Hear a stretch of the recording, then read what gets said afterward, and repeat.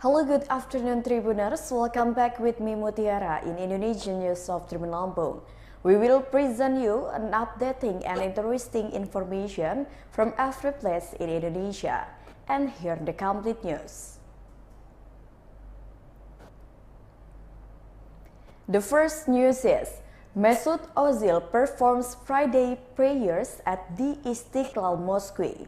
Football star Mesut Ozil is reported to have been in Indonesia since Tuesday, May 24, 2022. Having been in his country for 4 days, the former Real Madrid and Arsenal player just visited the Istiqlal Mosque in Jakarta on Friday, May 27, 2022. Previously, the Istiqlal Mosque was the main destination he visited in Indonesia besides Bali. He conveyed this directly through a press conference at the Ministry of Tourism and Creative Economy with Sandiaga Uno on Wednesday, May 25, 2022. Launching Tribun Travel on this account, the German football star came to the Istiqlal Mosque wearing a black polo shirt and hat. He was greeted with a brief meeting with the Grand Imam of the Istiqlal Mosque while talking briefly and taking pictures with choker jersey. After attending the meeting, Mesut Ozil then left for the area inside the Istiqlal Mosque to perform Friday prayers there.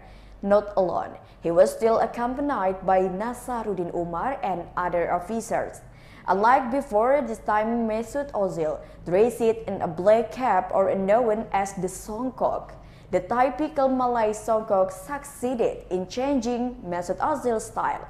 Ozil's arrival to the Istiqlal Mosque before the Friday prayer was greeted with a great cheer by the residents. Several administrators of the Istiqlal Mosque also greeted Ozil when he arrived at the mosque grounds.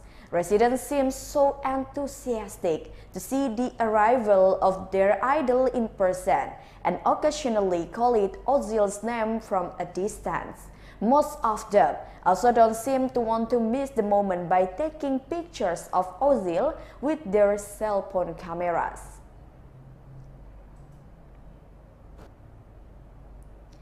The next news comes from South Sulawesi.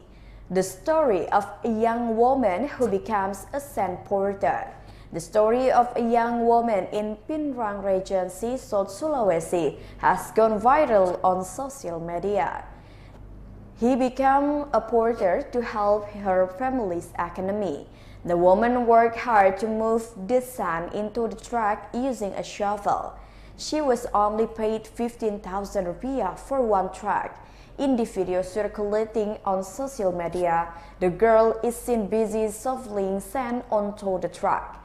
Not only is she a sand porter, she is also sometimes a gravel or coconut peeler. The girl named Afi Mahmud, with the age 25 years old, is a resident of Pakoro Masewea village, Duampanua District, Belitang Regency, South Sulawesi. The activities of Afi, who is a road coolie, often shared on her social media. Admittedly, she was just a cooler and her wages were erratic.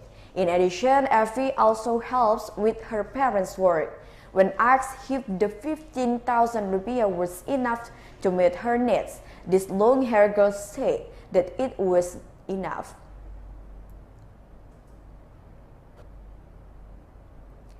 The next news is robbery at the convenience store for 3 days in a row. The robbery of 3 minimarkets into sub-district of West Bandung Regency occurred for 3 consecutive days this week. The first robbery occurred at a convenience store on Simpang Galudra Street, Cilame Village, Ngamprah Sub-District, West Bandung Regency. The perpetrator was robbed by the perpetrator who acted alone on Monday, May 23, 2022 in the morning. The robbery was carried out by the perpetrators by breaking into the roof of the bathroom. The perpetrators even damaged the CCTV camera in the room where there was a safe containing the money from the sale. Minimarket employee Rivaldi Zaki said that, based on the CCTV camera footage that was still in the room, the robbery took place at around 1:45 a.m. After successfully breaking into the roof of the bathroom, the perpetrators of the robbery went straight into the room where there was a safe containing about 40 million rupiah from the sale last weekend. Then the minimarket robbery continued in the Gulung Halu District, West Bandung Regency on Tuesday, May 24, 2022. From this incident, the robbers managed to enter through the roof of the mini-market and fled with 30 million rupiah in cash.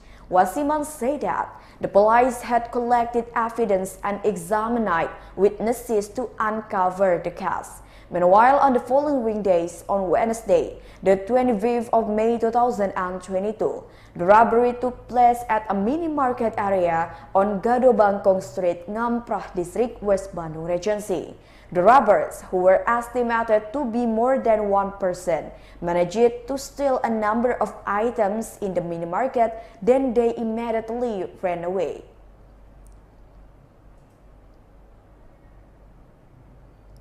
The next news is, suspected of committing immoral acts, the leadership of Islamic Boarding School in East OKU was fired. The leader of the AF Islamic Boarding School in Belitang Tiga District, East OKU Regency with the initial R, was reportedly fired. The dismissal was after he was suspected of committing immoral acts against 6 female students. This was revealed by an administrator of the Al-Falah Islamic Boarding School who did not want to be named. Regarding the case that happened to the former leader of the Al-Falah Islamic Boarding School, the initial R, he did not accept it all. That's more, R is a teacher figure who is included as the founder of the Islamic Boarding School. Asked about R's daily behavior, a witness said that R was normal, nothing happened.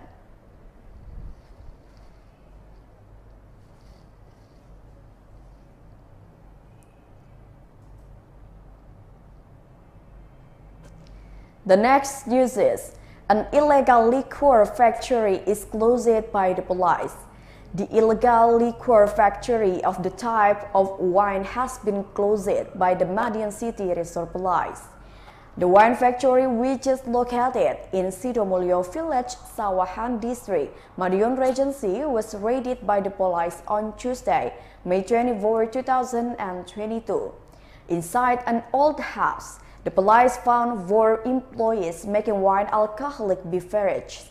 The head of the Madiun Resort Police Grand Commissioner Adjutant Suryono said that the house belongs to a local villager who was rented by the main suspect as from Lamongan Regency in the production of wine as employees for employees. From observations at the location, dozens of drums containing raw material for a wine were placed in one of the rooms in the old rented house. The pungent smell can also be smelled as soon as you enter the house, which consists of 4 main rooms. Suryono said that the illegal liquor production house had been established 3 months ago. In one cooking or distillation process, the production house can produce an average of 4 jerrycans of alcoholic beverage with a capacity of 30 liters 1 jerrycan for 120 liters in one production. The product of wine is marketed in the distribution area of Madiun City, Madiun Regency, and Madiun Regency.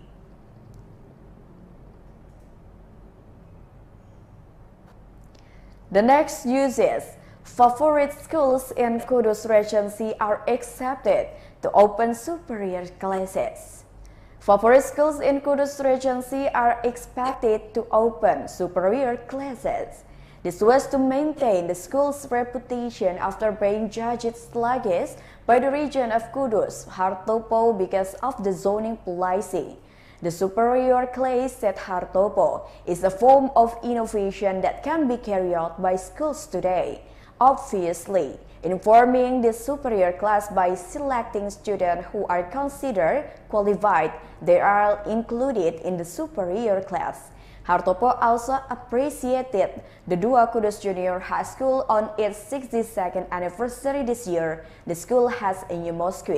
The Khalifa Mosque, which covers an area of 56 square meters, was built using donations from various parties, including alumni. The total is 570 million rupiah. Hartopo hopes that the existence of the mosque can increase the faith and piety of the student.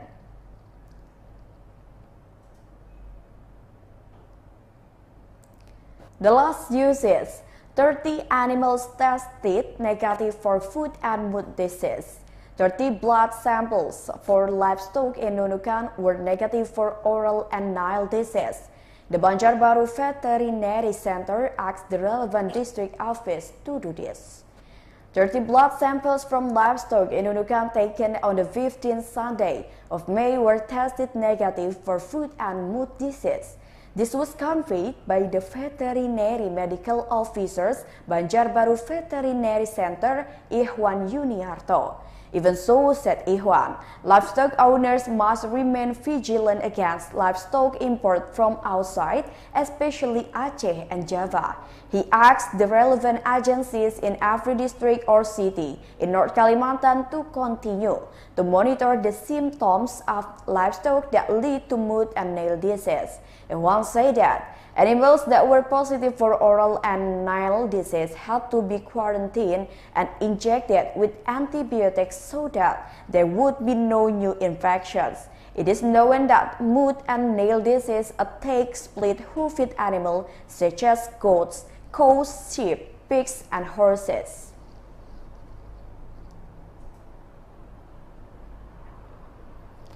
Well, I think that's all the news for today with me, Mutiara. Thank you for watching and have a nice day.